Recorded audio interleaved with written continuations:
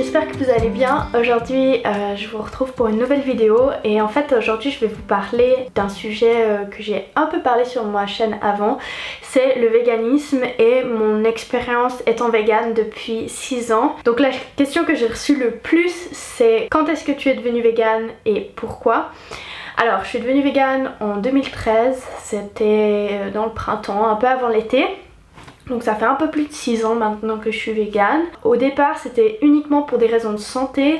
J'avais aussi des sinusites chroniques depuis des mois et des mois. J'avais des carences en fer et j'avais pas eu mes règles depuis environ 9 mois. Je suis allée chez la gynéco pour lui en parler. Elle m'a dit écoute, il faut vraiment que tu aies tes règles parce que si t'as pas tes règles pendant trop longtemps, et ben ça peut interférer avec ton potentiel en fait d'avoir des enfants dans le futur.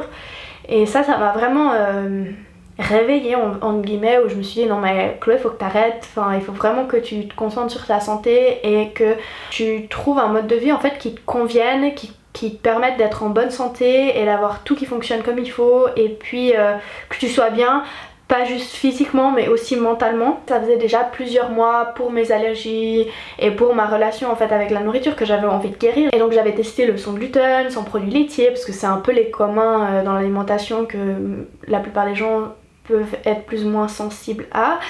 Et en fait j'avais un peu remarqué des améliorations mais c'était pas non plus drastique. Et un jour en fait je suis tombée sur un article sur internet qui parlait du véganisme, qui parlait aussi d'un régime cru à base de fruits.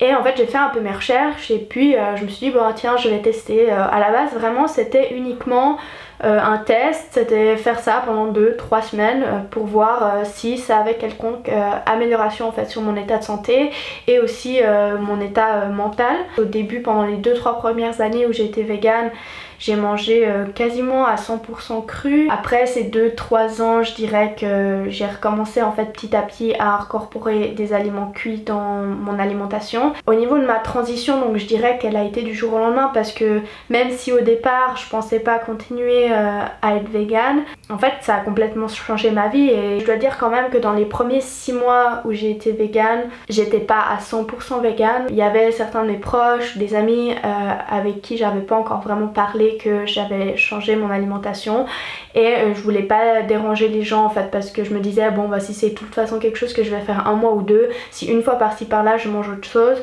je vais peut-être pas me sentir super bien après, mais vu que 99% du temps je mange comme ça, genre c'est pas grave. Même si je me sentais pas forcément bien avec ça, voilà, je voulais pas embêter les gens, et puis j'étais pas encore 100% sûre et confiante en moi en fait dans ce que je faisais. Après 6 mois j'ai regardé 2 documentaires, Earthlings qui s'appelle Terrien en français et Cowspiracy. Et en fait ces 2 documentaires ça a vraiment relier en fait le mode de vie vegan, le véganisme, avec des valeurs environnementales et éthiques, en plus de ces raisons de santé en fait que j'avais au départ. Et à partir de ce moment-là en fait c'est vraiment là où j'ai fait la connexion entre un animal et ce qu'on met dans notre assiette et comment ça arrive là. Et aussi l'impact que a l'industrie alimentaire des produits animaux sur l'environnement. À partir de ce moment-là, pour moi, c'était absolument plus une option de temps en temps manger de la viande ou de temps en temps manger du fromage. Et c'est là que j'ai vraiment dû gagner confiance en moi et puis devenir un peu plus disciplinée en fait avec ça, pour vraiment m'affirmer en fait dans mes choix et les valeurs que j'avais construites durant les derniers mois. Et je dirais que voilà, à partir de ce moment-là, c'est vraiment là où j'ai pris conscience et je suis vraiment devenue végane à 100%. Le véganisme, c'est quelque chose qui a extrêmement évolué pendant les 6 dernières années. Quand je suis devenue végane, il n'y avait pas tous ces substituts véganes, il n'y avait pas de label. En parlant de ma famille et mes amis, alors ma famille n'est pas végane, ils n'ont jamais été, ils sont pas végétariens et ils ne le seront peut-être jamais. Je suis pas née dans une famille végane, j'ai dû expliquer à mes parents pourquoi je voulais devenir végane. J'ai essayé longtemps de les convaincre de devenir végane aussi, j'ai abandonné, et tant mieux pour moi parce que je me fatiguais. Et en fait ça se passe très bien parce que maintenant je respecte ce qu'ils font, ils respectent ce que je fais, Et de temps en temps je cuisine vegan pour toute la famille et ils sont ouverts d'esprit à goûter ce que je fais.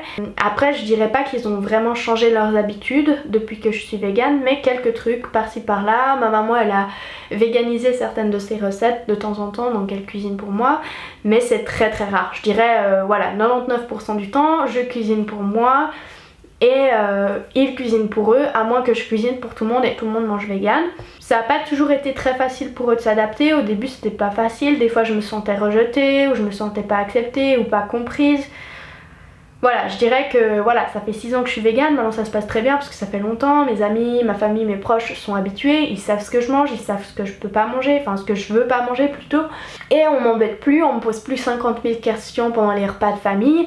Mais voilà, j'en ai souffert pas mal au début. Je dirais que en tout cas les 2 premières années, voire 3, même que ma famille est ouverte d'esprit, etc. J'ai eu beaucoup de remarques, beaucoup de critiques. Ou même après, bien sûr, plein de gens qui sont intrigués et puis qui posent plein de questions. Donc ça vient pas d'une mauvaise intention, mais personnellement, moi quand je suis à un repas de famille, j'ai pas juste envie de parler de nourriture.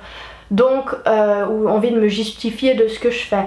Moi personnellement je suis pas du genre à mettre ça sur le sujet de la conversation et depuis je trouve que les gens autour de moi sont beaucoup plus ouverts d'esprit que si j'essaye de les convaincre. Je pense que clairement si c'est quelque chose qui les intéresse, ils feront leurs recherches eux-mêmes et ils leur feront leur avis eux-mêmes. Donc voilà, après je pense qu'il y a des véganes qui seraient pas du tout d'accord avec moi et puis qui diraient non il faut absolument aller convaincre tout le monde et puis faire des manifestations. Moi je suis pas comme ça et voilà, je préfère faire des vidéos sur YouTube en parlant de mon expérience et répondre à certaines des questions que je pense que pas mal de gens se demandent s'ils ont envie de devenir vegan ou que voilà, ils savent pas par où commencer quoi. Est-ce que tu as des envies et est-ce que tu fais des exceptions?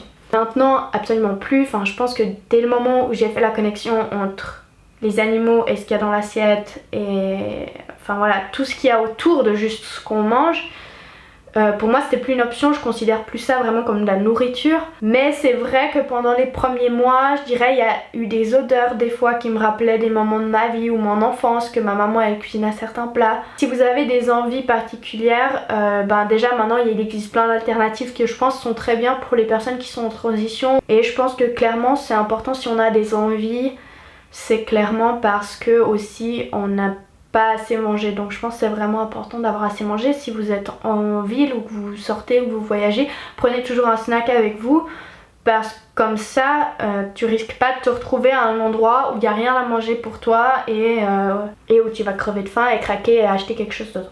Après bien sûr pendant ces 6 ans ça m'est arrivé parfois de manger quelque chose accidentellement qui avait des produits animaux dedans. En général je check tout le temps, mais voilà, dans les restaurants on sait pas toujours, même si on demande. Il y a aussi des produits qui sont emballés, si on lit pas l'emballage derrière, il y a des choses des fois où je pense pas à regarder parce que je me dis de toute façon c'est vegan et en fait il s'avère que non. Je suis assez attentive donc ça m'arrive vraiment pas souvent, mais bien sûr sur les 6 ans ça m'est eu arrivé quelques fois aussi en voyage, etc. Et après je pense que le plus important c'est pas d'en faire tout un plat, c'est pas grave, ça arrive. L'intention n'était pas là, clairement ça m'a permis d'apprendre et puis de grandir en fait avec ce mode de vie et d'apprendre plus à gérer ce genre de situation et plutôt à anticiper en fait ce genre de situation et en fait d'être un peu plus préparée quand je suis pas à la maison et que je sais pas tout ce qu'on met dans l'assiette. Dans ma vie de tous les jours, je dirais qu'il y a des exceptions dans le sens que il n'y a rien qui est blanc ou noir, c'est pas parce que c'est vegan que c'est bien pour tout. Il y a des choses qui sont véganes qui sont pas bien pour l'environnement ou voilà, ou pas bien pour la santé. Donc je pense que clairement voilà, j'ai un iPhone, j'ai un ordi, j'ai une caméra, j'ai un vélo avec des pneus qui sont pas véganes. J'ai plein de choses dans ma vie qui sont pas vraiment véganes ou éthiques, mais je dirais pour ce qui est de l'alimentation et aussi des habits et cosmétiques, je suis assez à cheval là-dessus. Ça m'est arrivé quelques fois où j'ai dû prendre des antibiotiques. Voilà, les antibiotiques c'est pas vegan, donc on peut dire que c'était une exception, mais pour moi ça c'est une exception que je suis prête à faire si j'ai la nécessité en fait de prendre des antibiotiques. Donc en parlant de manger à l'extérieur, maintenant c'est devenu beaucoup plus commun et donc si vous allez au restaurant, il y a plein de restaurants qui sont pas forcément vegan qui vont avoir des options véganes sur le menu qui sont même labellisées ou qui ne sont pas labellisées mais vous pouvez demander. Et en général si vous demandez, de plus en plus je trouve dans les restaurants, les serveurs et les cuisiniers peuvent vous renseigner si un certain plat est vegan ou peut être fait vegan. Ils savent ce que ça veut dire, ils sont confrontés à ça de plus en plus, donc c'est un peu leur devoir de s'adapter en fait au monde d'aujourd'hui. Donc je dirais que ça déjà ça aide. Clairement, devenir vegan maintenant c'est beaucoup plus facile que ça l'était à l'époque. Pour ce qui est des restaurants, bah bien sûr je vais pas tout le temps dans des restaurants vegan. Quand on fête Noël avec ma famille, bien sûr on va pas dans des restaurants vegan. Mais donc dans ce cas là en général ce que je fais c'est que j'appelle à l'avance ou mon père appelle à l'avance et quand on fait la réservation il prévient qu'il y aura 1 ou 2 ou 3 personnes qui ont besoin d'un menu vegan pour le repas de Noël ou pour je sais pas un repas de famille. Il suffit juste de demander à l'avance, comme ça ils sont pas pris au dépourvu, ils ont le temps de faire leurs recherches un peu parce que c'est pas quelque chose qu'ils ont l'habitude de cuisiner. Personnellement moi ça me détend, genre je vais là-bas, je sais qu'il y aura quelque chose et il y a jamais de soucis, c'est très clair. Une fois qu'on communique et qu'on explique ce qu'on mange pas, ce qu'on a besoin, ce qu'on n'a pas besoin, et en fait tout devient très clair et tout devient très simple et puis vous pouvez vraiment passer un bon moment en famille ou avec vos amis. Et puis aussi sinon finalement j'ai reçu quelques questions concernant un peu avant-après en fait les bienfaits que j'ai pu notifier de manger vegan. Au bout de 2 semaines j'ai pu complètement arrêter les sprays que j'utilisais pour respirer par le nez le soir, ce qui était assez un miracle quoi, parce que ça faisait vraiment des mois voire des années que j'utilisais ça et sans ça j'arrivais pas à m'endormir. Toute la congestion en fait était partie. Au bout d'1 mois j'ai eu mes règles tout à fait naturellement et jusqu'à ce jour elles sont super régulières, j'ai pas loupé un cycle depuis 6 ans. Et au bout de 3 mois, j'ai fait un test sanguin pour voir si j'avais des carences. Et mes carences en fer avaient complètement disparu. Et en fait j'avais 0 carence et tout avait l'air en très bonne santé. Après en plus de ça bien sûr que j'avais une relation à la nourriture qui devenait de plus en plus saine. Dans le sens que je restrictais pas le volume et la quantité de ce que je mangeais. Et j'avais plus ce sentiment de culpabilité après les repas. Et finalement il y en a aussi plusieurs d'entre vous qui m'ont demandé quels étaient un peu mes menus et mes repas types et si j'avais quelques recommandations pour livres de recettes. Alors j'ai pas trop de livres de recettes, enfin j'en ai mais je les utilise vraiment quasiment jamais. Mais je vais vous mettre dans la barre d'infos quelques chaînes YouTube que je regarde pour mes recettes qui sont vraiment cool. Pour ce qui est de mes repas types, vous pouvez regarder mes vidéos de une journée dans mon assiette où je partage un peu ce que je mange dans une journée. Actuellement c'est surtout des fruits, des smoothie bowls, surtout à midi, j'adore ça, surtout en été aussi. Et pour parler finalement des suppléments, je prends qu'un supplément, c'est la B12. Donc je prends ça en fait sous forme liquide. C'est ce liquide un peu rouge qu'on peut mettre soit sous la langue, moi je le mets dans le nez parce que je pense que la muqueuse du nez elle absorbe mieux que dans la bouche. En tout cas moi ça marche super bien. Il est dosé très fort. Donc il en faut pas beaucoup pour remonter vos stocks de B12. Après pas tout le monde qui est vegan a des carences en B12. Donc ça sert à rien de supplémenter juste parce que vous êtes vegan. Il est important de faire un test sanguin pour voir ce que vous avez besoin. Mon fer va très bien depuis que je suis vegan.